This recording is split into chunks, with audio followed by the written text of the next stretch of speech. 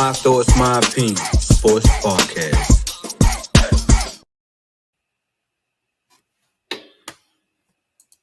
Yo, what it is? Welcome back to another episode of MTMO Sports Podcast, Doug.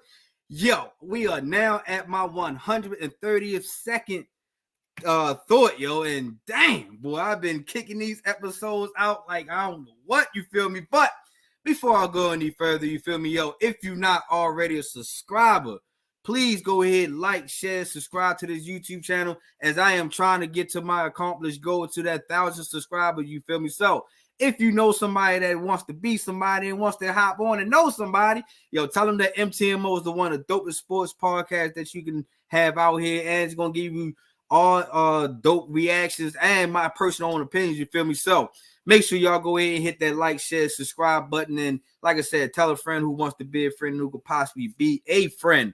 You feel me? Yo, like I always give y'all, yo, it's about to be a dope show. You feel me? Because, yo, I got my guy. I got a special guest coming in, man. I'll guest appearance on a couple of his shows for real. And now my man is finally returning the favor and hopping on the MTMO, baby. So I can't wait to introduce my man, Mr. Tony the Savant. You feel me? Podcast, yo. I'm tell you, my man be kicking some real ill sports shit too. So like I said, can't wait to hop him on so he can go ahead and spill this ill. But, yo, we got a dope show, you feel me? But we're going to be sitting here talking about the Jets and the Patriots recap of Thursday night. We're going to talk about Bryce Young future, man. He got benched by Carolina. What is he? Should he stay? Should he get traded? Well, we're going to ask my man Tony on that. And we're going to talk about week 3. Y'all know I got 2 games to talk about, get y'all my opinion on, and it's one of my home. It's my own, very own Baltimore Ravens. So can't wait to really talk about that. And the WNBA playoffs is about to kick off in 2 days.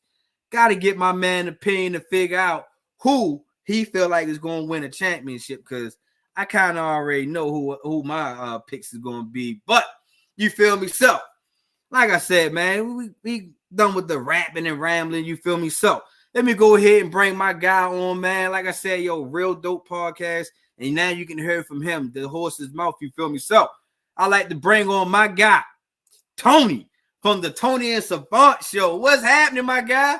There, what's good, brother? Yeah, you build me up with that intro, bro. I love it. You know what I mean? Hey, I got to hype my guy up, you feel me? Like I said, yo, it's about to be a dope show, you feel me? Because it's always something entertaining, especially when it's coming from you, yo, because sometimes you be on some tripping shit. You gotta have a little bomb in your game too, man. Just out of nowhere, Tupac real quick.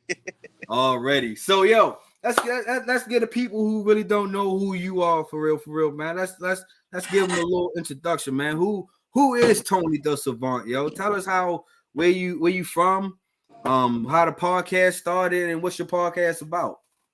Well, I'm just a kid from Chicago, Big Brody. Just doing my thing. Of course, I got my YouTube channel. If y'all don't mind, swing by there, sub to the channel. I'm on all the platforms: Facebook, YouTube, Twitter. Just kicked off the TikTok too, so I'm trying to diversify the portfolio. But what really got me into the game, man, it's just my love for the sports. Growing up playing ball, I played baseball, basketball, did a little boxing in between, but just my love for the game, man. And it's translating over to, the dialogue and the conversations we can have around sports. So just doing my thing, brother. And I'm stomping in this field with you as well, Dave. You doing your thing over there too, brother. You know what I mean? 132 for all of us. That's a lot of thinking.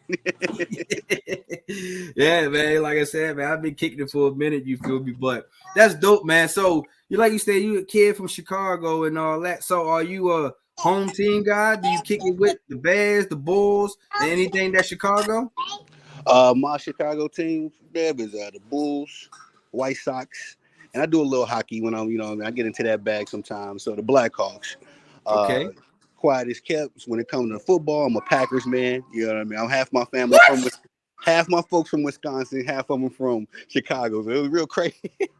My old man, he from Wisconsin, so that's the dad side of the family. They cheer for the Packers. I just roll with them, and my mom covers the Oh Bears. man, I hey, don't like crying though, Dad. I'm gonna be honest. I don't like crying. Them Bears, they'll have you breaking down, man. Sunday by Sunday. So I went on with the Packers, man. Hey, ain't nothing wrong with that, man. One of my homeboys is a Packer fan, and we got a little bet going on. So I'm pretty sure if he tuned in, he is most definitely pumped that I got a Packers fan and you not a fan on his. So that's what's up. So you said you a Packer fan. So real quick, man, what is your little outtake on the Packers so far? We looking good, man. Jordan Love going down in week 1 versus the Eagles. That was definitely took a little wind out of our sails. Do forget emotion, bro. I'm out here with the babies real quick. There's a little karate stuff hanging over, but the Packers, man, we looking good. Of course, we got the victory last week versus the Colts. Ran behind Josh Jacobs. I was definitely happy that we picked him up, and that's a good pick. it reaped the benefits reaped real early. Week 2 because he pretty much won that game for us. But as far as Jordan Love, that took a little wind out of the sails, but it's not a season-long injury, so that's good. He'll be back in the next few weeks. I think he was practicing yesterday or today. But outside of that, not bad, bro. But outside of that, yeah, man, we looking good, and I don't know exactly how things gonna shape out. With the Lions and us, and the Vikings, they looking crazy. They undefeated. No. Who would have saw that coming? But it's still early. Still, still some things that got to be decided. But we looking good over there in Packer Nation. Do you think Jordan Love was worth the money? Yes. Now, a lot of people, kind of skeptical about it because, history says you don't pay your guy till he wins something. Of course, Jordan Love only been there 32 months, if you wanted, 36 months now. So he ain't really, 3 years, however you want to put that in there. 3 years he's been there, just became the starter. Of course, he sat behind Aaron Rodgers, learned enough. But I would like to pay our guys afterwards, that we did Aaron that way. It was a different time back in that, in that NFL. But as far as potential, what we could get out of him, yeah, I think he's worth the money. He kind of picked up right where Aaron left off as far as his mechanics, so. Yeah, I agree. I like Jordan Love. I think he was worth the money. I think Shorty is a good safe spot right now for y'all. Y'all don't have to go out here in the quarterback, market looking for another quarterback. Like how some of these teams is probably get ready to start doing soon, So I think locking him up early was a good move for y'all. I like the Packers. I think y'all gonna have a good season. I think that NFC North is most definitely is going to be some troubles. Now that I've seen that the Minnesota Vikings, I didn't really have faith in them at first, but it seems like they, just 2 weeks, but it seems like they can be knocking on the door. And then the Detroit Lions, I kind of had picked them to win your division anyway. All they gotta do is just try to find that momentum they found last year, and then they right back at it again. But for y'all, I like I said, I think y'all gonna give a run for the money. The most definitely, it's not gonna be a blowout. When it comes to who wins this division, I think the division gonna come down to about week 15. Who's the healthiest? Who got the more NFC wins? Stuff like that. So I can most definitely see y'all in that run, especially with that defense. Y'all got a solid defense also. So if y'all can just keep that up. And making sure that give Jordan Love the opportunities to actually try to win games. I think y'all in a good foot, but I can see y'all coming maybe second in that division, maybe now. Yeah, I'm happy you said that too, Dev, because that defense, man, we got a new coordinator. Jeff came over from Boston College. He was doing his thing over there. Boston College ain't no scrub. They got a good program, collegiate program. But I'm kind of nervous to see how it would translate to the pros. But so far, so good, man. Hey, you gotta think, man. Look at Mike McDonald. We had, when he came to the Ravens, he had to transition from Michigan, and by the second year, we was one of the most dominant defenses in the game last year. So, it can most definitely transition for y'all. But you brought it, we talked about the Packers a little bit, but let's talk about the guy that used to play for y'all. You know what I mean? He is now moved on to the big bright lights of New York City now. And if y'all don't know who I'm talking about, he's supposed to be one of the baddest man in the regular season, you feel me? And that's that guy, Aaron Rodgers, man, because Aaron Rodgers had a good game last night.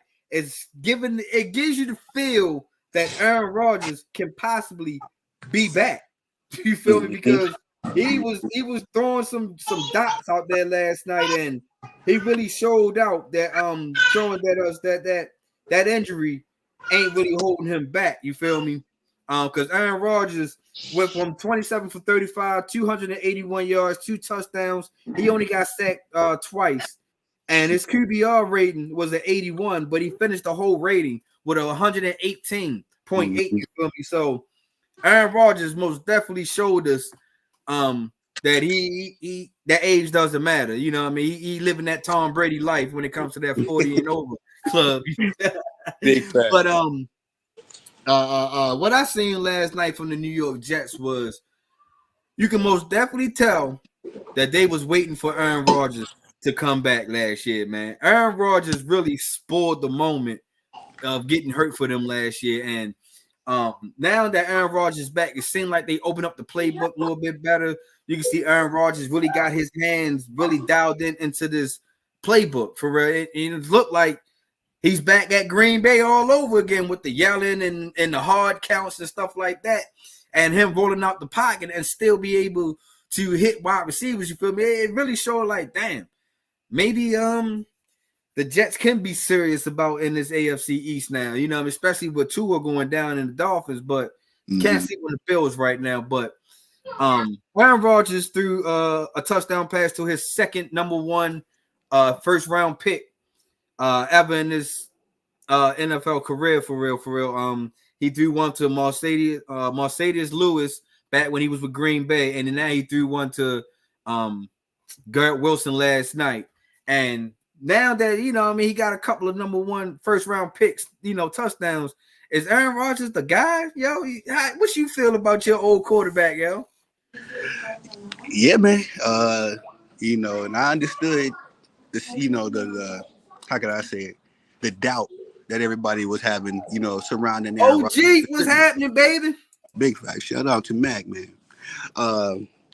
But no, as far as the doubt that was surrounding him, you know, with the injury and everything, I think everybody being a little nervous, that was justified. But I was one of those few people out here, damn, I don't know about you, what you were saying, but I was like, Aaron Rodgers is going to come back. He's going to be on fire. And I had that time away. So I wasn't sure how long it was going to take, considering, you know, the first 2 weeks he was looking a little shaky. But last night was a virtuoso performance, man. You said it. I thought I had to look, you know, a couple times, like, it ain't Green Bay green, but he's looking like Rodgers of old for sure. And I'm just happy that, you know, that injury didn't hold him back. Sometimes, you know, I believe he tore an ACL. It's Achilles. You know, sometimes that could be one of them career changers, but, you know, thank goodness for technology and advancement in the medical care field, all that good stuff. He looking like Aaron DeVoe, man. And like you said, brother, almost 300 yards. He hitting Alan Lazard, too, former Packers. Like him and Garrett Wilson, they fixing out their chemistry. You could tell, you know, it's still a little, they still building up what they got going. But him and Allen, they've been working, 6-7 years now together. So he's very comfortable with him over there. So, yeah, man, I'm 100% agreeing with you, man. I think that Aaron is back. My only concern now is not so much his age moving forward, but just, you know, what the offensive line gonna look like for the Jets. Can Bryce Hall keep up his momentum? You know, those kind of factors that open up the game for you, because Bryce was balling too yesterday. Him and the young boy, Braylon Allen. I was just great bringing them up, man, with Bryce Hall and Braylon Allen, man. But that duo running back, that can be a very game changer for Aaron Rodgers, for real, because now you don't have to rely on Aaron to throw over 30-something yards, especially if you can get these guys about 15 carries apiece. You know what I mean? Because Bryce Hall had 16 carries for 54 yards, and Braylon had 11 carries for 55 yards. You know what I mean? And Braylon was averaging 5 yards a carry. Yep. So, youngest dude in the league, too. 5 yards a pop. Two of them, dog. That's a first down. Every time. that can save Aaron Rodgers a lot of you know, I mean, especially coming down towards the end of the season where it gets cold in New York, and you know now, even though Rodgers is used to throwing in cold weather, but now you gotta not saying that he didn't have great running back because Aaron Jones and Dylan, who y'all had over there, AJ Dillon is a stout, is great running backs for him. They did their purpose, but now you got two fresh young guys coming into the league, and you know, I mean, Bryce Hall, in my opinion, Bryce Hall is a top 10 running back in my eyes. He's number 6 in my list. I agree. Especially now that he's getting full momentum back. He get a full year of workouts and coming back off that ACL injury. I really like Bryce Hall to lead the Jets in rushing. I think he's gonna get 1,000 yards this year, in my opinion. Oh yeah, he might get 1,000 on the receptions too. I think he had a couple catches for he had like 4 set receptions for a couple yards. Bryce Hall reminds me a lot of Le'Veon Bell. I don't know if you would agree with that, Deb. Just a dual threat, and he dynamic in both sides, you know. So the Jets might have, you know, and Le'Veon wasn't no chump. Nah, you know what I mean? Le'Veon, I can see the comparison a little bit because Bryce Hall do got some juke cuts that he cuts right back in the middle, and had you missing, and he also got power too, so you really can't sleep on that, and you can sneak out the backfield and some catches, like, you know what I mean, like you say, he had 4 receptions for 29 yards, but he was averaging 7.3 yards a catch. So that's damn near first down. Yeah. So I really think that the Jets really got something. Like you said, I think the offensive line really just need to make sure that they can protect Aaron. Right. You know, I really think bringing Morgan Moses and signing John Simpson, 2 former Ravens, where we are struggling on the offensive line at, but I'm gonna wait till we get there. But you know what I mean, that shows me that the Jets was like, hold up, we ain't gonna have this same problem as last year, because I know the Jets fans took a deep breath that he walked away from 2 games now with no injury, no nicks, or nothing like that. So yeah, the Jets might got something. I think this AFC East is going to now come down to the Bills and the Jets now, because with the Dolphins and Tua not for sure what they're going to do, and they struggling with the quarterback play, I just don't really see that the Dolphins are really going to be as serious. But their opponents, the New England Patriots, I didn't expect nothing from these guys. I don't think that the New England Patriots will be contenders at all for their division, for the AFC, or even for a Super Bowl title. Right now, you can just see the struggles of OJ Mayo and his coaching, you know what I mean, his first year coaching. This team doesn't really have an identity. They look like they tried to run the ball, but when you can't pass the ball, that run game ain't going to really help you but so much. And I think that that's when New England really got to dig deep and try to figure out of who's their identity, what they're going to be, what they, you know what I mean? This can't be just be a run. It has to be a combination of a pass run game. And do you think Jacoby Brissett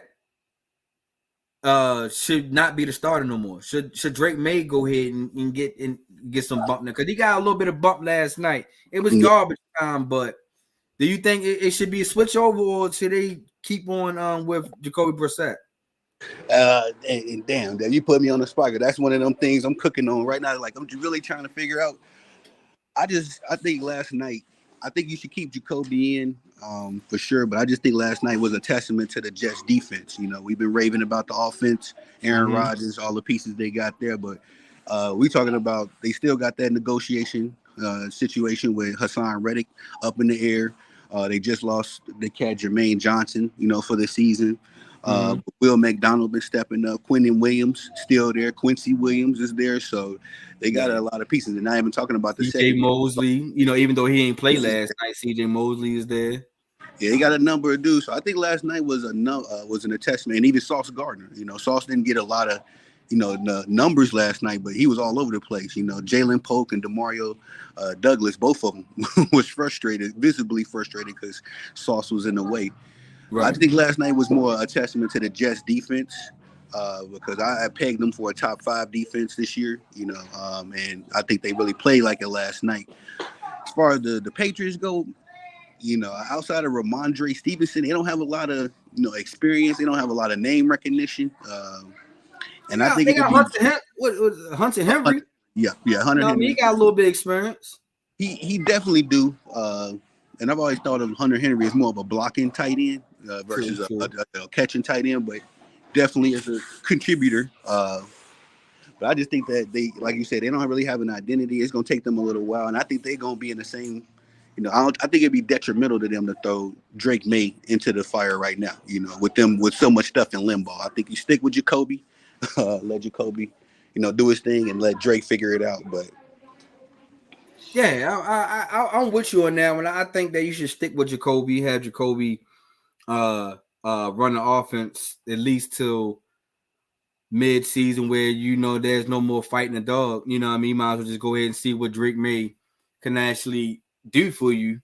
But yeah, I just think that what we seeing from New England is that these guys is most definitely going to have to try to find the identity try to find who they are. Because last night, man, it just looked like a JV versus a JV team was actually playing out there with the Jets. And like you said, the Jets defense is loaded with talent any damn way. And the Jets really have everything, all the right ingredients, because the Jets defense wasn't bad last year. It was just that Zach Wilson in that offense really didn't contribute enough and held them out, held that defense off the field long enough to actually try to get something from that defense. So I think that now that you got an offense that can also kind of throw up points now, the Jets defense can most definitely win a lot of games for the Jets too. If need be, if their offense really ain't clicking all the way. But as far as the Patriots, the Patriots is just they I don't see nothing good coming out of them for this season until they find an identity of who they are. Man, I got my guy Sports PSP Purnell, man. Like, share, and subscribe to the pod. Yes, sir, man. I appreciate you, my guy, as always. Big supporter, man, to the show, man. Let me ask you, would you throw Drake May? I mean, I'm sorry if I missed it. Would you throw Drake May in there now, or you say let him? No. There's no reason to throw Drake May in there because, like I said, you have no identity. So why throw a rookie quarterback if you don't really have an identity of who you trying to, what team you trying to be? Right. And I think that you need to bring some real pieces. Try to bring some pieces down there for him, because we can see that, like you said, if Folk and all these other wide receivers for the Patriots can't get open, you know what I mean? What's the point of getting a rookie quarterback, throw him in there to receivers that can't get open? Right. You know what I mean? Now we're going to be looking at, oh, he's a bust. Oh, he's no good. Maybe he's not the right quarterback for the system, because, you know what I mean? That's happening right now. I can't wait till we get to this next segment. To a quarterback that's been thrown to an organization that didn't have no damn identity and nothing like that. So I just think that you try to build your identity with Jacoby Brissett, and by mid-season, if things ain't where you kind of see it where you want it to be at, then you go ahead and throw Drake May in and try to, you know what I mean, see what he got and finish off the season so you can try to get a head start of next season. Yeah. That's just my opinion on that one. Yeah, I like that. Yeah, and I'm right like said with you, and I'll try not to say Bryce Young name. Like, if they put Drake in there, I ain't want to spoil the next segment, but yeah, right, it's gonna get real Carolina real quick. About to get there. One more question for the Jets Patriots game. With this, now that Aaron Rodgers look like he can be the guy that can kind of put the Jets in playoff contention, maybe a Super Bowl contention. If the Jets so happen to get into the playoffs, and win their division, do you think that the Jets head coach Robert Saleh job is safe? Because it was some opportunity. It was some times that we was like, maybe he's not ready to be a head coach. You know what I mean? So, do you think that now, if they can get those achievements, do you think that his job would be safe a little bit? Yeah, I think I forget who it was. It might have been the coach or the GM for the Texans. When somebody asked him, they was interviewed, and they asked him, what was the difference between the year before C.J. Stroud got there and his rookie year? And they just said, literally, we got a quarterback. So in a quarterback-driven league, you got to have that, man. That's the difference between the hot seat and a long tenure job. I think Bill Belichick would have been on the hot seat a lot sooner if he didn't have a Tom Brady. Same thing for Mike McCarthy without Aaron Rodgers. When you got your dog, then you look a lot better. But I think that Robert Saleh is a good coach. I won't front and say I know so much about him because he ain't my head coach. But from what I hear Right. from him, outside of last year, dealing with the situation with Aaron Rodgers going down, outside of that, I've never heard too much bad about him. But again, he got a quarterback now, so he probably got job security as long as Aaron Rodgers is healthy, or whoever the next I'm with you quarterback. on that. I'm most definitely with you on that. I really feel like his job is safe as long as Aaron Rodgers is safe. You know what I mean? So if they can protect Aaron Rodgers, if they can make sure that Aaron Rodgers can be the guy that he was last night, then for the entire season, then most definitely I think his job will be safe. But I also think that the Jets need to go ahead and be in the draft for a quarterback soon. Because like I said, Aaron Rodgers is 40, and you don't want to wait till he's 41 or even next year for him to say, like, you know what, I'm gonna go ahead and call it quits. I'm done. I did my achievements, blah blah blah. Or you don't want to wait till his last year of his contract, and then now you back to having like a Zach Wilson type player trying to lead your team, and now his job is back on the line. So I really think that the Jets really just need to go on the market to find a quarterback. And we about to hop into this next segment. There's a quarterback potentially can be available. You know what I mean? And if he sits behind Aaron Rodgers long enough, he can most definitely possibly get that Jordan Love money. You feel me? So, that's just nothing but a little setup to the next segment. You feel me? And the next segment we got the Carolina Panthers is benching their former number 1 overall draft pick in Bryce Young. Bryce Young is now about to head to the bench because I guess Carolina feels like Bryce Young is the problem. And now, they're going to go ahead and start Andy Dalton for that week 3 game. And honestly, I just think that I'm going to go ahead and get my ramble on before I ask you, Tonio. I think that doesn't matter who Carolina put in this quarterback. I don't think you're going to get much success out of them because we already seen you had 2 veteran quarterbacks before and it didn't work out. You had Sam Darnold. You had a Baker Mayfield. And things did not work out with those 2 quarterbacks. But all of a sudden, these 2 quarterbacks goes to 2 other new teams. And these guys are leading their teams right now to a 2-0 start. Both of them. Sam Darnold got the Minnesota Vikings in the 2-0 start. And Baker Mayfield has the Tampa Bay Buccaneers to a 2-0 start. And Baker Mayfield is currently number 5 in the MVP votings. Who in the hell would ever think of that? Hey, Cleveland, I bet I know you mad now. You fucked all that church's money up by getting rid of Baker Mayfield so fast. But the Carolina Panthers didn't do anything to help Bryce Young. You brung in, to trade up to get Bryce Young. You traded away DJ Moore, one of the top wide receivers that Carolina had during that time. It was like, dog, why? You could have gave up anything else, but you gave up DJ Moore.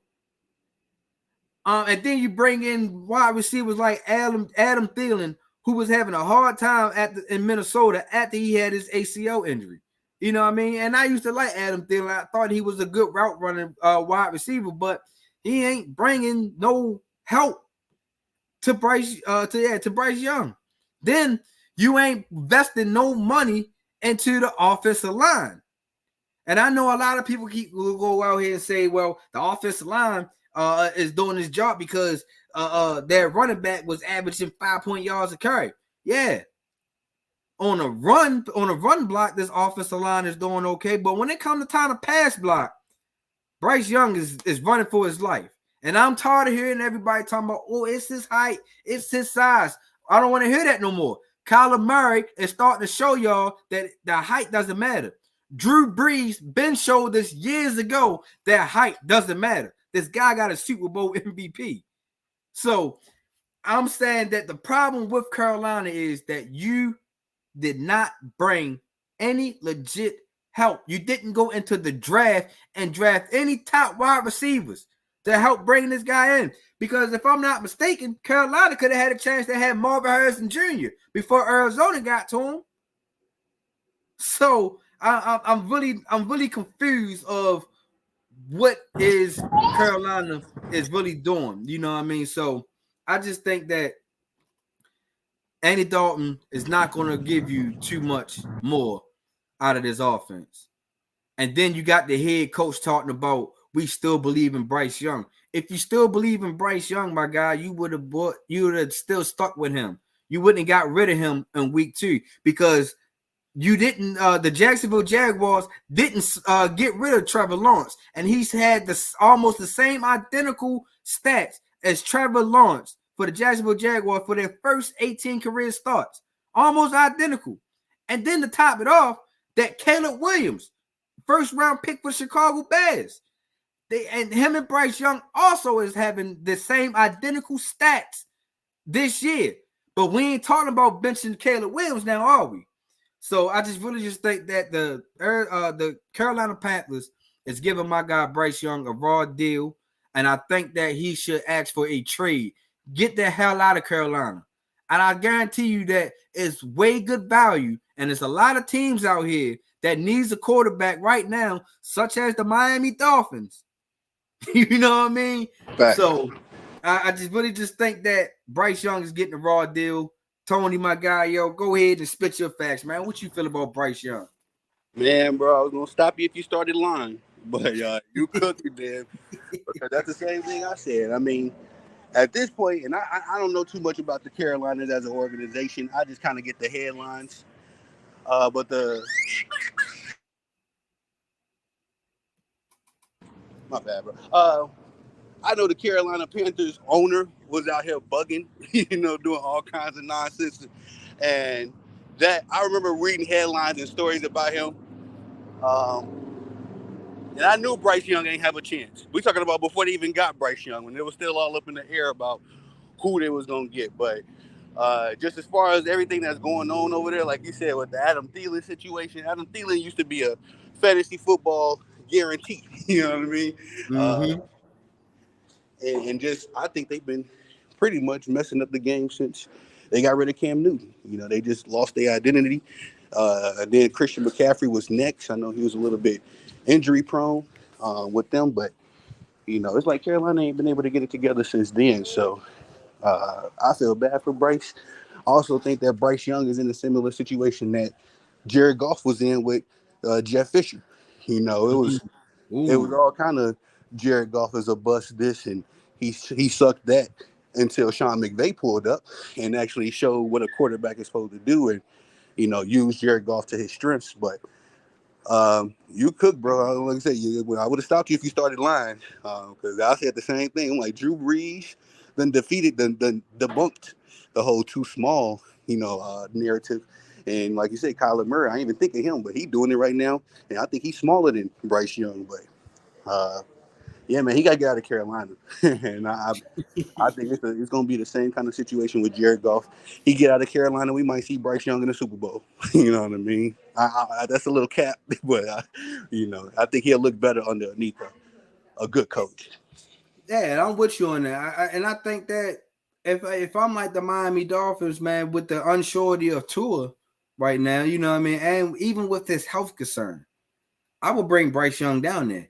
You know what I mean? I don't feel like it would be too much of a problem because both of these guys are Alabama quarterbacks. So, you know what I mean? They kind of would know each other's personality anyway because, they came from the same alma mater. So, I just really just think that Bryce Young just need to go ahead and request a trade, man. Because like I said, even if Andy Dalton doesn't show anything, it doesn't really put them better than what he's been doing. What you gonna try to do? Bring him back in to think that things is gonna change, but about mid-season? Right. No, so I really just feel like it's a bunch of bullshit. Excuse me, and I really just think that the Carolina Panthers need to just go ahead and trade this guy and let this guy find a real coach and a real organization that really cares about him. That's how I feel about it. Now I agree 1,000%, and I just hate that sometimes, man. These guys in the media, they blame these players, especially rookies. Like you said, Caleb Williams ain't looking no better, and ain't nobody calling for his job. So Trevor Lawrence ain't looking no better. Trevor Lawrence has been so-called supposed to have won that division, the AFC South, for like the last 3 years. But he slipped up last year and let the Texans win. Then the year before that, he barely got in. And then the year, a couple years before that, of course, he had Urban Meyer as his head coach, but he still didn't show like where that he should still be a starting quarterback. I understand that Jacksonville doesn't have any other options right now, but let's just keep it a buck though. We ain't calling for we should have been calling for Trevor Lawrence's job by now. So yeah, I just think that Bryce Young is really just taking a raw deal. I just think that Carolina is not a good organization as of right now, man, because that organization hasn't been good since, in my opinion, since John Fox. When John Fox was there and he was winning games with fucking Jake Delhomme and Steve Smith and Machina Muhammad, players like that.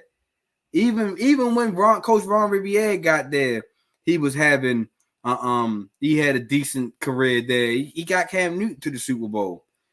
So I just really think that Carolina ain't really doing their due diligence when it comes to coaching, because now they is on their third head coach in 5 years.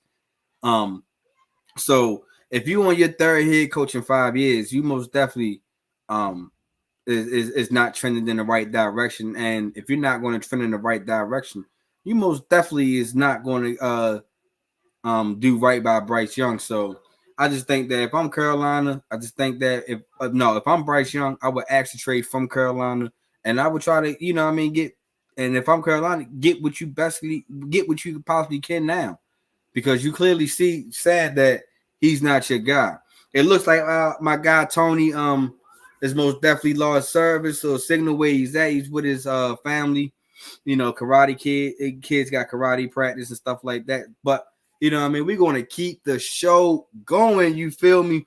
So now, like I said, now I got that Bryce Young rant out the way. You feel me? Now let's go ahead and talk about the rest of the week 3. You feel me? And I got 2 games on my mind right now that I feel like it's a must watch. You have to watch this year. You feel me? And of course, like I already kind of gave it up at the beginning of the show, one of them games is dealing with my own Baltimore Ravens, man, and because we is just like shooting ourselves in the foot. And now the question is, and then the Dallas Cowboys, who shot themselves in the foot last week by getting stomped by the Saints, and like I said, the Ravens losing to the Raiders, in the fourth quarter lapse. It's like, now which team and which quarterback is under the most pressure in this upcoming week, man? And this is why I said that this game is part of my top 2 to must watch. Because number one, like I said, the Baltimore Ravens, as far as us, we got good things going. It's not like teams is out here stomping on us and whooping our ass. It's not that. What it is right now is that, number one, that offensive line is not great. You have to protect Lamar, man. If you not be able to protect Lamar, then this season is going to be a waste. And then number 2, as far as this line, this offense, we got to figure out how to get this Dark Henry and Lamar in the backfield at the same time works. Because right now, man, even though Derrick Henry had a great game, had a good game, solid game last week against the Raiders, man, that got to continue to keep building off of that. And the only way we're going to continue to keep building off of that, once again, they got to go through this offensive line.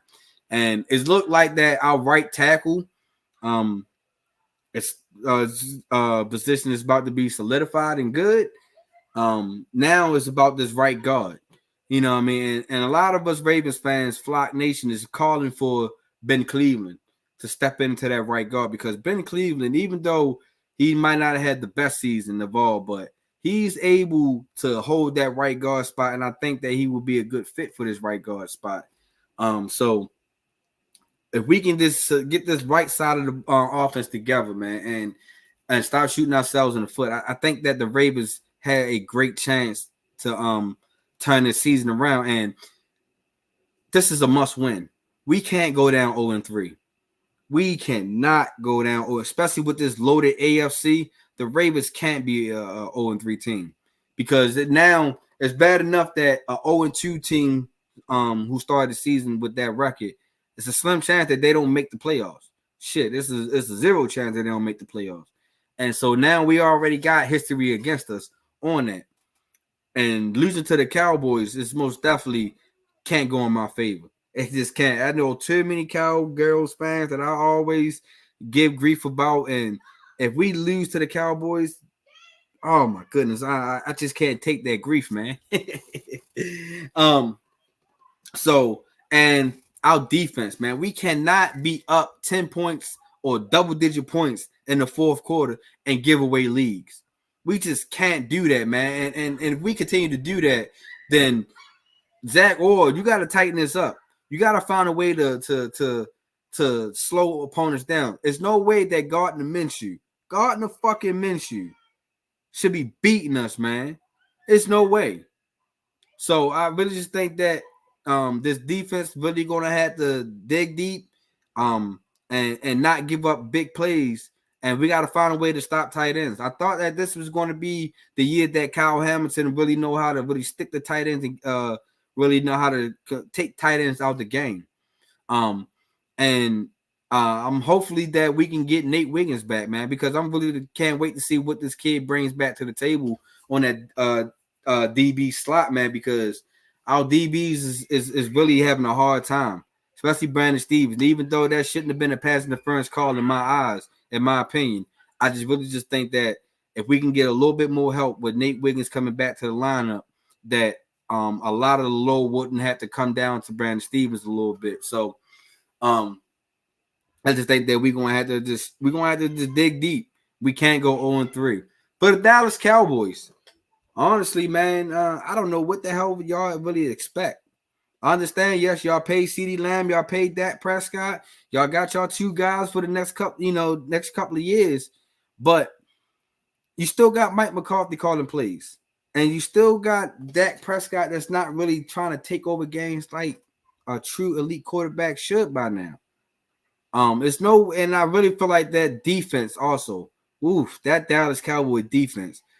You can't give up 41 points, though. Like that's a no-no. And that's a testament to the Dallas Cowboys are not signing Stephon Gilmore back, trying to rush Diggs back, and then they lose Bland, who was their interception leader last year.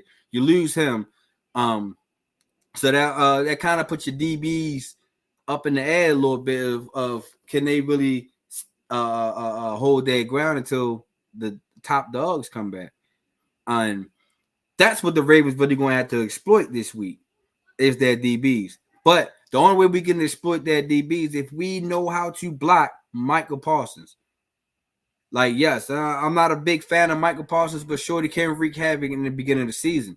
And he's kind of been wreaking havoc so far. So we most definitely need to find him, keep eyes on him, and make sure that this guy doesn't touch Lamar as much as he touched other quarterbacks for real.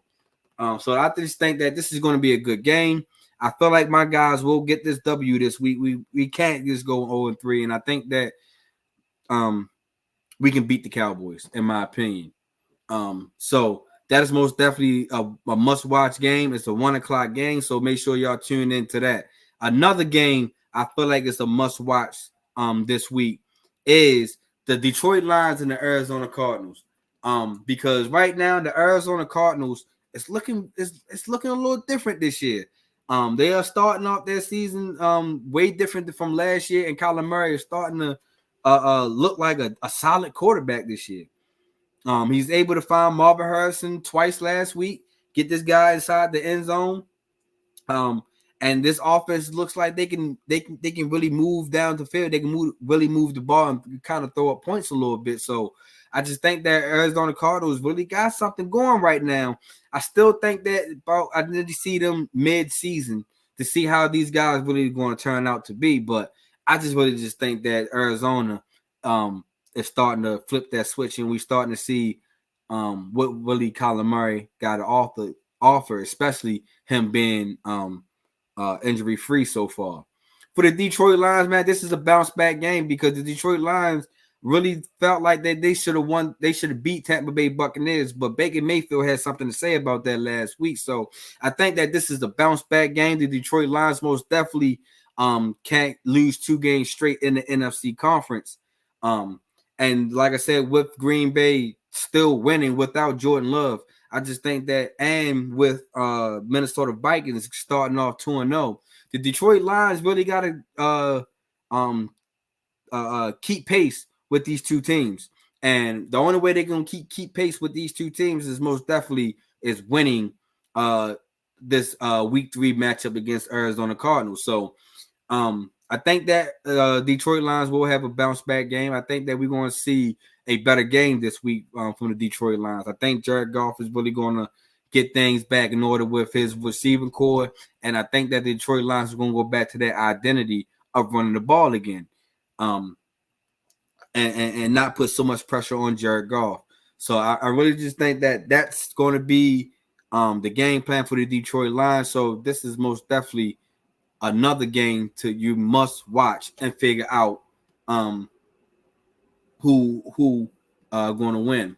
So before I wrap this up for the week 3 conversation, let me go ahead and give y'all my week 3 picks for this week. You feel me?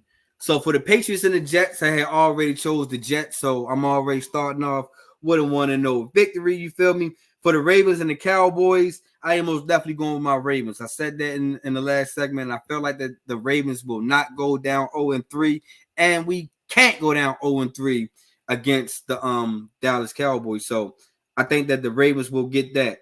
Between the Chargers and the Steelers, I'm going to go with the Chargers. Right now, man, J.K. Dobbins is really looking good behind that Greg Roman offense, which way he's is used to. So I just think that now you don't have Justin Herbert doing too much. You got J.K. Dobbins, and you still got Gus Edwards in that backfield. I think that's really going to help them. So I think that the Chargers will win. Between the Texans and the Vikings, I'm going to go with the Texans. I think the Texans' hot streak is going to keep going. I think that the Vikings winning 2-game winning streak, it will come to an end. Excuse me. So I'm going to go ahead with the Texans on that. Between the Eagles and the Saints, I'm going to go ahead with the Eagles. I think the Eagles is going to have a bounce back week, especially giving up the game to Atlanta Falcons on Monday night. I just really just see that Jalen Hurts is going to have a better game this week. I just think that the Eagles got to find a way to close out games. So hopefully they have their star wide receiver back in A.J. Brown come back into the lineup, and hopefully that Saquon don't have a dropsy this week. So I'm going to go with the Eagles. Between the Buccaneers and the Broncos, I'm going to go with the Buccaneers. I think the Buccaneers winning streak will go on to 3-0. I think that Bo Nix and the Broncos is really going to have a struggling time against this Tampa Bay Buccaneers because this Buccaneers team is good. You know what I mean? I think they are very comfortable and Baker Mayfield being their quarterback. You feel me? So I'm gonna go with them, the Buccaneers. The Packers and the Titans. I think the Packers will win this. I think Malik Willis will get back for the Titans, but go ahead and trade them, letting them go. However, he made his way to the Green Bay Packers, and what a good headline. You know what I mean? Him can go down there and beat Tennessee at Tennessee. You feel me? So I just think that the Green Bay Packers with that behind Josh Jacobs in their running game, I really just think that the Green Bay Packers is most definitely loaded and will win. the Browns and the Giants. I think the Browns are going to win that one because the Giants hasn't really showed us much. Even though that the Browns ain't really showing us that much either, but I think the Browns are a better team than the Giants, so I'm gonna go with the Browns on that one. The Bears and the Colts. I think I'm gonna go with the Bears on this one. I think that Caleb Williams will have a better game this week. I just think that he just gotta adjust to the speed of the game for real. So I just really just think that the Bears can really if their offense can really start scoring, then I can really see that the Bears can be a better matchup. The Raiders and the Panthers. I'm gonna go with the Raiders. I really just think that the Raiders is really gonna win this game. The Panthers is not it's not that team. And then now they got Mad Max Crosby coming down there against that offensive line. And I'm telling you, he was a problem for us in Baltimore. I think he's going to be a problem for Carolina, and he's going to be seeing Andy Dalton's going to see Max Crosby all night. So I'm gonna go with the Raiders. The Dolphins and the Seahawks. I'm gonna go with the Seahawks because the Seahawks really looked good last week. Geno Smith was looking like a decent quarterback, like a good quarterback, like a good veteran quarterback that can lead your team deep into the playoffs. And I just don't foresee that the Dolphins really going to win this game, especially with their quarterback trouble. So I just think that with them struggling with their quarterback trouble, I just don't see that the Dolphins will win that game. The Lions and the Cardinals, I'm going to go ahead with the Lions. I think that the Lions will have a bounce back game, as I said in the last segment. I just think that once they get back to who they are and how they became a top team, I think that that's really going to show the Arizona Cardinals. And I think that the Lions defense is really going to give Kyler Murray and that Arizona offense some trouble. So I just really just think that the Lions is fit to win this game. The 49ers and the Rams, I ain't even gonna lie. I went on the limb and I chose the 49ers. I think the 49ers still has pieces to win this game against the Rams, because the Rams don't really have no pieces really. So I think that, with Brock Purdy and still with Brandon Ayuk and with that young running back and dang, I forgot his name, but I just think that Shorty I think the 49ers has enough to go ahead and beat the Rams. The Chiefs and the Falcons, I'm gonna go ahead with the Chiefs. I think the Chiefs can really win this game. I just think that it's going to be too much for the Atlanta Falcons because I don't think that the Chiefs are going to be like the Philadelphia Eagles and give up a game at the end. And then you don't want to have Patrick Mahomes at the end to come win the game, because we all just seen what he just did to Cincinnati last week if you give him the opportunity. We got 2 Monday night games this week. We got the Jaguars and the Bills and the Commanders and the Bengals. For the first Monday night game, the Jaguars and the Bills, I'm going to go with the Bills. I think the Bills are going to continue their hot streak. You feel me? I think that the Bills is really a surprise hot team right now, especially starting off with a 2-0 start. And with the Bills gave up a lot of players last during the offseason, man. I just think that the Bills is fit enough to go ahead and beat the Jaguars. And then for the Commanders and the Bengals, I'm going to just go ahead and ride off with the Bengals. I think the Bengals is going to beat Cincinnati only for the simple fact that Joe Burrow and them looked decent last week against the Kansas City Chiefs. I really just think that that's going to be a real good game, and it's going to be a test for Jaden Daniels and the Washington Commanders, who got their first win last week. But I just think that Cincinnati really kind of showed that it's a possibility that these guys has woken up. So there go my week 3 picks. I got the Jets, the Ravens, the Chargers, the Texans, the Eagles, the Buccaneers, the Packers, the Browns, the Bears, the Raiders, the Seahawks, the Lions, the 49ers, the Chiefs, the Bills, and the Bengals. I got my man Tony back in the building, y'all. I'm gonna sit here talking about week 3 picks real quick. Okay. So against the Jets and the Patriots, I'm pretty sure you already chose the Jets on that one. Ain't no gimme. Nobody really want to choose the Patriots. I thought the Patriots was gonna sneak one in, bro. I actually had you chose the Pats? man 20-17. That was my prediction, bro. I know, right? Look crazy now. Damn.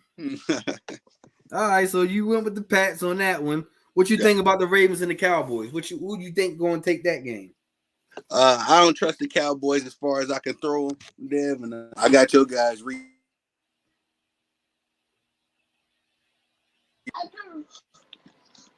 right, that's a bet. That's a bet between the Chargers and the Steelers. Who you got on that one? Ooh, that's tough, man. Jim Harbaugh got those guys out there in LA playing some real football, and J.K. Dobbins, that's one of your former guys. Another one of the guys y'all let go, man. He picking up right where he left off last season, really. But the Steelers, man, they've been winning very ugly football games. Of course, with Justin Fields. But I'm gonna stick with Harbaugh on this one, man. I'm gonna go with the Chargers. Okay. What about the Texans and the Vikings? Who you got in that one? Can Sam Darnold keep it up, man? Because Sam Darnold looking like the third best quarterback in the league behind Baker and Derek Carr. But I'm gonna go with CJ and company, man. I think the Texans they're gonna start grooving around this time. Okay. You got the Texans on that. What about the Eagles and the Saints? Eagles and Saints probably gonna be a high scoring game. Man, I bet against the Saints the first 2 weeks. And I've been looking real foolish. Them putting 40 on everybody's head top, 40 plus actually. I'm gonna go with the Eagles though. I think the Eagles gonna keep it going. They'll find a way. Who'd you pick on that one? I got the Eagles. Eagles as well. Okay. I feel better with my pick then. Broncos and the Bucks.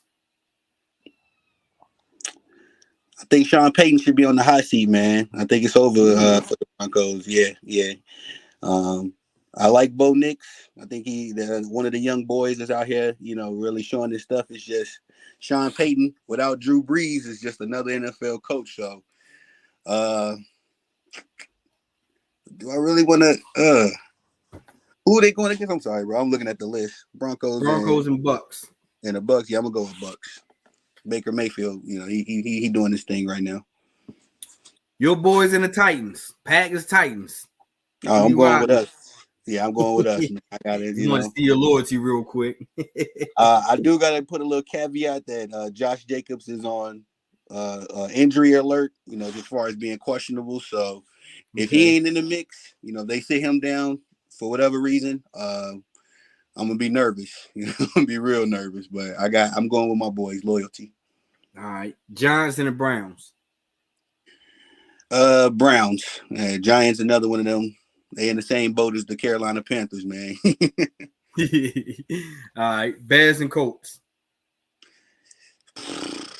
Let's see if your family gonna love you or not. Hey, for real. And I rarely pick the Bears, but that defense, bro, been doing. They not looking like the '85 Bears. They looking like the '06 Bears, with Nate Vasher, Peanut Tillman, and Erlach, all those boys. So, but Anthony Richardson been doing his thing, man. I think he been throwing some long bombs as far as he got an arm on him. So, that's always a threat. Mm-hmm. I'm going to go with the Colts. I don't trust Caleb Williams. Okay. Panthers, Raiders. It's another good one. Not in the sense of, the matchup. The Raiders been doing their thing. Max Crosby, he looking like he's going to be in the Defensive Player of the Year conversation again. Might even win it this time because that man single-handedly beat the 49ers last week. No. He beat y'all. He beat us. Yeah. I was just saying he was giving y'all the flux. I'm gonna go with the Raiders just because I don't know about it. Dolphins, Seahawks. No Tua. Skylar Thompson, they back up, but they still got all the weapons. Devon A-Chain, he could do it by himself, really. I'm gonna go with the Dolphins. I'm gonna slip off. I think they can be. We rolled the dice. Yeah, man. I think they can pull a Packers, without their quarterback and use all the other weapons can step Ooh, up. I So. don't know about that one. I ain't ride with you on that one, bro. Yeah. On that one. Lions Cardinals. That's gonna be a good one, man. Marvin Harrison, man.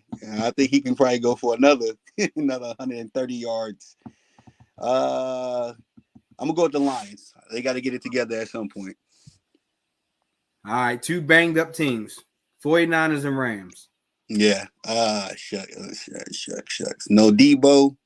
That changes a lot for that offense. No CMC.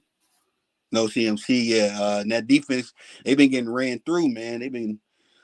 I don't know what's going on with the 49ers defense, but I don't trust the Rams. They ain't got no Puka, no Cooper. Mm-hmm. So I'm going to go with 49ers. I think that they can both be the best of the banged up teams. Right. Chiefs and Falcons. Going to be a good one, man. Kirk Cousins had another you like that moment. Another one. We see why he getting paid all that money, but I'll tap back in when you was breaking down that game as far as you don't know what 15 and red gonna do, especially in that fourth quarter. He got the referees on his side. I ain't saying that's what determined the Bengals game, but if you're in the conspiracy theory community, I'm pretty sure you got some questions. But I'm gonna go with the Chiefs. I gotta go with the champs. All right, Bills and Jaguars. First Monday night game. This gonna be tough, man. Josh Allen looking like an MVP too. I don't trust that defense. I think the Jaguars gonna get on the map. I think this is gonna be one of them games that shock us. The Bills gotta start looking like the Bills eventually. So I think Trevor Lawrence can play. All right, last Monday night game: Commanders and Bengals. Who you choosing? I heard you cooking on this one. I like Jaden McDaniels, man. Was it McDaniels? Jaden Daniels? Jaden Daniels. Jaden Daniels, yeah. I like that young boy. He kind of reminds me of Lamar. He kind of reminds me of your QB a little bit. He got a decent arm. He really got instincts on that running game. So I can see the Commanders sneaking this one out. The Bengals, I don't know what's going on with blonde-haired Burrow. And I know Jamar pissed off. Macaulay Culkin. Macaulay Culkin, man. and I heard you talking like, they looked a lot better against the Chiefs. Mm-hmm. I think, the Bengals and the Chiefs, the Bengals, when they go against the Chiefs, that's one of the games that they all get up for. So I think that's why they looked a little better in that one. But I can see the Commanders sneaking the win out of this. Okay. So there you got it, my guy. Tony Savant on this picks week. His week 3 picks right there, man. For sure, man. My apologies for dropping out again, Dave. I hate doing that. Nah, no big deal. No big deal, man. You got to deal with the kids and that, you know what I mean? So no big deal. Well, if it ain't one thing, it's another kid. You do it. All right, that's good. Let's talk about the last segment, man. The WNBA playoffs is on the way. And man, the WNBA season was, I'm gonna go ahead and say, a true success. Yeah. This WNBA season really, really showed us that the women's pool of basketball is deep. Yeah. It is, and it possibly can be way deeper than the men's. Mm-hmm. So we seen that. We didn't seen that some of these rookies lived up to the hype. You know what I mean? We seen that these rookie pool is also deep too. Because this year rookie draft, man, you can talk about everybody. You know what I mean? But we already know who's gonna win rookie of the year by default. But we ain't gonna really go there. You know what I mean? But we done seen sold out games. We done seen large viewers watching games. We done seen setting records, even rookies setting records. So shout out to Angel Reese for setting a rebound record this year. The most rebounds, 13.1 throughout the WNBA for any player, not just a rookie, but for any player. So shout out to Angel on that. Shout out to Caitlin Clark for leading the lead in assists per game. End of the season off with 8.4, man. No player has done that. Now we got a rookie that done that. Yeah. And then shout out to I'm gonna go ahead and say it, unanimous MVP and Asia Wilson for having a dominant season. And we showed us why you are the best female basketball player on the planet right now. She has solidified, showed it, man. It's closing the season average with averaging, what was that, 27 points a game. Mm-hmm. That is like dominant. And then not only she only had the most points in a single season for scoring 1,000 points, the first female to ever do that. Facts. She also led the league in total rebounds. Now, don't get me wrong, I'm gonna hate a little bit because my girl Angel didn't finish the season. I truly really feel like Angel would have got that one. But in all due respect, man, real recognize real greatness. Asia Wilson deserves every accomplishment that she got this year. Yeah. So the WNBA season was hands down the best season that they can possibly have.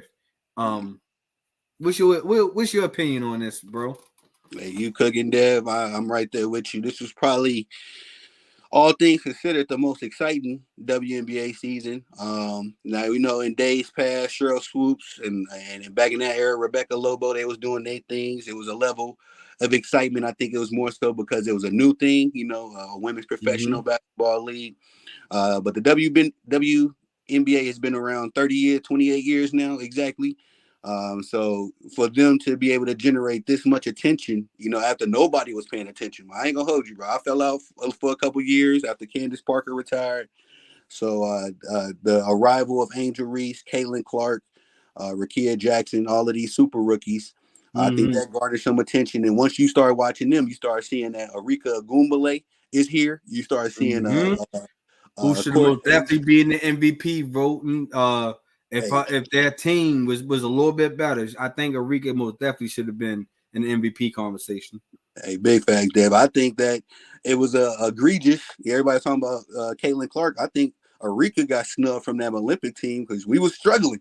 We were struggling with the Women Olympics. Especially from that guard play.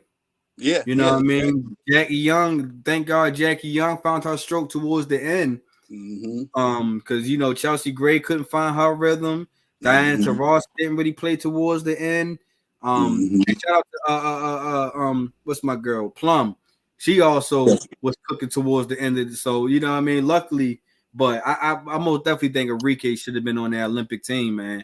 And I think that I know for sure that in the next Olympics she will be on that team.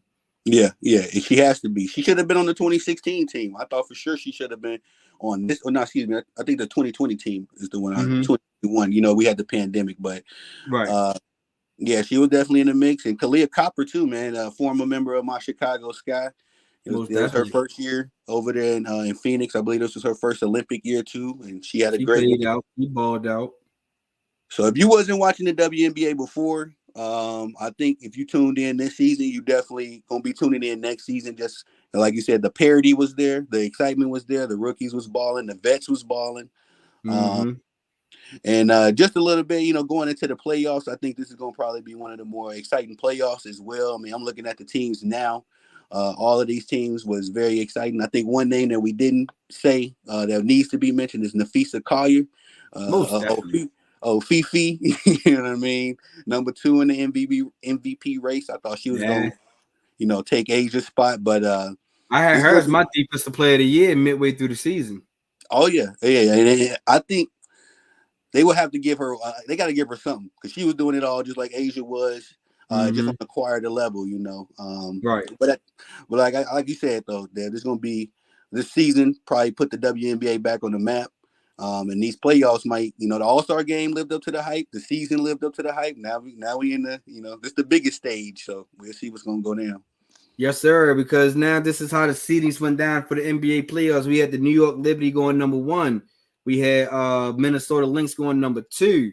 We had the Kinetic Sun going number 3. We had the Las Vegas defending champions Aces go number 4. We had the Seattle Storm go number 5.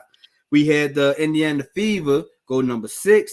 We had the Mercury go number 7. And we had the Atlanta Dream go ahead and taking that 8th and final spot, which I thought the Chicago Sky was going to get. But shout out to Atlanta Dream for going ahead and getting that 8th spot, man. And Thanks. the first round is the best of 3. I just think that, in my opinion, all top seeds will win that first round. Yep. I think that the New York Liberty will beat the Dream. I think the Lynx will beat Mercury. I think that the Suns will beat Fever. And I hate to say this, I really thought that this matchup wasn't going to happen. The Las Vegas Aces and the Seattle Storm, because number one, I think that the Seattle Storm is a sneaky team. Yeah. And I think that that's the team that a lot of people should not sleep on. Yeah. But those with Gabby Williams, with Skylar Diggins Smith, with Jewel Lloyd, with Anike, all those with those great talent down there, Seattle can be a team that can sneak past. And I think they're going to give the Aces a problem in this playoffs, but I just think that the Aces, with their being the defending champions, I just think that they got the good chemistry, and I think that they can go ahead and beat Seattle. But I really wish Seattle was a different seed, in my opinion. But I just think that all the top seeds will win and advance to the next round. Man, what you think? You took my opinion. I think the Storm could be a sneak past the Aces. I actually think the Fever could sneak past the Connecticut Sun, too, bro. Because it's gonna be a matchup. It's gonna probably be one of the best offensive versus defensive matchups. The Connecticut Sun, I think they were the best defensive team, maybe them or the Lynx. So this gonna definitely be a chess match, but it ain't even Caitlin Clark. Caitlin Clark, she there, but it's Kelsey Mitchell for me, bro. I think that Kelsey could light them up. It's our best of 3, so she only got to really do it twice. And, sure. But the other two series, I don't see the New York Liberty losing or the Minnesota Lynx losing. So out of all these teams, we talk about the top 4. We said the top teams was good. Top 4 teams was going to get in. Who gonna be the finals matchup? Who you think? I got the Lynx, Rody, and I'm supporting the Aces for the 3-peat. I'm as a Chicago Bulls fan, I always root for the 3-peat. But at the same time, I think the Minnesota Lynx and the Connecticut Sun, I think that might be the matchup. I'm gonna go with Aces and Lynx in the finals, and I think Aces is going to pull it out by 1 game. Complete the trifecta? I think they're going to get the trifecta. I think they're going to go ahead and solidify their stamp of being a true legacy team in Las Vegas. And I just think that, the threes is in company, because if Asia gets MVP, this will be her 3rd MVP. You know what I mean? So I just think that if she can, 3-3, why not? That would be a Cinderella story for the Aces and for Asia. So I'm gonna go ahead and give it to them going to get that 3-peat. They're going to bring it home for real. I just really see that, because they got good chemistry. They've been around each other for a long period of time. Becky Hammond is one hell of a great coach. Yeah. So you can't most definitely sleep on that. So I just really just think that the Aces will complete that 3-peat. I'm not mad at that. But I think it's going to be the Lynx here. And I'm going to say that just as far as I think the Aces going to get the 3-peat as well, Dev, but I think that if it went any other way, I just see the Minnesota Lynx winning it. I mean, as far as the depth goes, they got the defense, they got the 3-point shooters. Kayla McBride, I believe, is over there, and there's another young lady, like their small forward or they power forward, white girl. She shoot the lights out too. So, right. I just think that the Aces, they lost a lot of depth, and that's just something that comes with winning. Losing De'Erica Hamby, they lost other key players as well. Candace Parker, ain't there no more. So losing that depth, it puts a lot of more stress on the players like Asia and Kelsey Plum and crew. But Yeah, man. If the Aces don't complete the trifecta, I think the Minnesota Lynx can get it in, and they got the coach from the Olympics as well. So True, true. she probably was studying Asia and Kelsey and all. I'm like, oh yeah, you like to go left? True, that's true. And then also the Lynx also, playing for Maya Moore retire her jersey this year also. That's a So fact. that can also get them an extra motivation, so we can have Maya Moore jersey retirement, completing with the championship, or the Aces can win the three-piece. So I think that would be a great storyline to go in the finals with. So I think, so that would be a great matchup. That's my matchups, the Aces and the Lynx, man, for the finals. But I just think that the Aces will win that one. Yeah. I don't see if Asia keep playing how she playing, like you say, putting up 27. I think she averaging 11, 12 boards. Don't let Kelsey Plum and Jackie Young get hot. And yeah, man, I can see them winning it all, doing it one more time. Bro, man, I appreciate you joining in. And as always, man, we got to get another episode together. We got to cook one up. So, what I mean? Go ahead and tell the people, man, where we can find you at on your platforms. Tell them how to get to your YouTube channel. Let them know, man. Bring us home. Hey, thank you, Dev, man. I definitely appreciate you having me on, brother. Again, I apologize for all the shakiness. I just, hey, for all the young boys out there, don't have kids till you get your $1 million plan, together. It's hard being an entrepreneur and a daddy, but nonetheless, I definitely appreciate you, brother, and shout out to the My Thoughts, My Opinions Sport podcast platform. You can find me on YouTube as well, Tony the Savant. That's my firstborn. So definitely always building up over there. But of course, Facebook, YouTube, Twitter, TikTok, on all those platforms as well. And yeah, man, I can't wait till we can link up again, bro. I definitely appreciate coming on your platform. You know your stuff, Dev. You know what I mean? Some dudes be up here capping, reading basketball reference. Like, LeBron put up 10 points. Like, nah, bro, you gotta know your stuff. So I only and I like to say this. I only network and work with brothers that know their stuff, man. I definitely appreciate you for all the work you putting in, man. Keep it up. Man, I greatly appreciate you, Doug, man. Like I said, man, I'm just a guy just like you, man, out of Baltimore, just kicking his facts, man. I just like to read stats, give my opinion, and you know what I mean? I ain't gonna try to give you no cap stuff, you feel me? Just give you whatever pops up the mind, you feel me? Yeah, facts. We so, do. Man, like I said, man, I greatly appreciate you, man. We'll chop it up a little later, man, and most definitely gotta get you back on another episode, Doug. Yes, sir. I appreciate it, brother.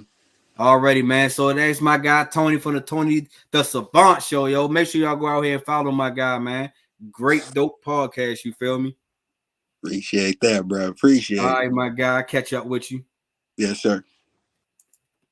Yeah, I told y'all I was gonna give y'all a dope show, you feel me? You know what I mean? We got to talk about the Jets and the Pats. We talked about Bryce Young, gave you week 3, gave you my top 2 games, and we talked about WNBA playoffs coming up. So I hope y'all really enjoyed the show, man. Make sure y'all go out here, like, share, subscribe to all my platforms. You feel me? As you can see at the bottom of your ticker right there, you can catch me on Instagram and TikTok at MTMO_sports podcast. You can catch me on X, known as Twitter, or Facebook at my THTS, my opinion, man. Make sure y'all go out here. If y'all trying to get y'all MTMO gear, make sure you go to my link tree. Click on the spread shop, man, and go ahead and shop. If we got hats, shirts, hoodies, it's hoodie season coming up now. So make sure y'all go out there and support me, man. I would greatly appreciate that. Make sure y'all go out here and hop on my guy Tony Savant platform, his social media platform. Make sure y'all go out here and show my favorite ladies locked in sports some love. Make sure y'all go and show my guy Rod Uncensored Network some love. Shout out to my guy Mike B and Chris, as always. OG Mac, I appreciate you for tuning in, man. My guy Pernell, Sports PSP. Make sure y'all go check his stuff out too. Real dope podcast. Also, I appreciate you for tuning in and giving out some information, man. So make sure y'all go out here. Tell a friend who can be a friend, who can possibly be a friend, that MTMO is one of the dopest podcasts out here. And make sure they go out here and subscribe. You feel me? So, as always, big trust. And let's go Ravens, man. We need this win. You feel me? I'll holler at y'all later. I'm out.